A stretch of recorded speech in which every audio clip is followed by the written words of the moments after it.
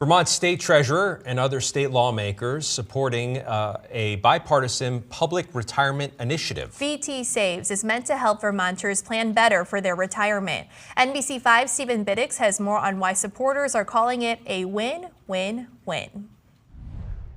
Vermont Saves, also known as S-135, overwhelmingly made its way through the Senate Committee on Economic Development, Housing, and General Affairs with a 5-0 vote in what supporters are calling a transformational program for Vermonters. Many people are just simply not saving enough when it comes to retirement.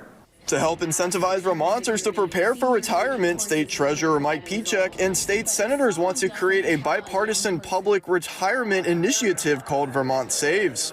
It's a program that would require employers to participate and sign up for Vermont Saves if they're not offering a workplace retirement program.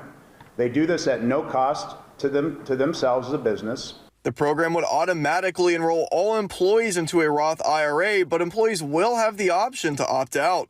40%, again, of Vermont private sector employees work for a business that does not offer a workplace plan. And having access to payroll deduction makes it 15 times more likely to save.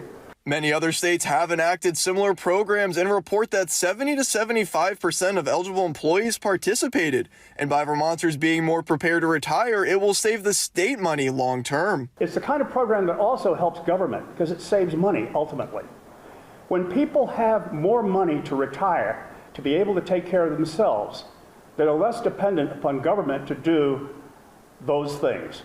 Senator Rahm Hinsdale pointing out that this program is just as important for younger adults as it is for those approaching retirement. If someone doesn't tell a young person early on the great magical benefit of compound interest, then they end up being really late to this benefit in their later years. The program will have an upfront cost of $750,000, which will be appropriated from the general fund to the office of the state treasurer, and participants could potentially be charged a fee to defray program cost, but the potential fee would not be more than $30 a year. The bill is expected to hit the Senate floor Wednesday morning for its second reading. In Montpelier, Stephen Biddix, NBC5 News.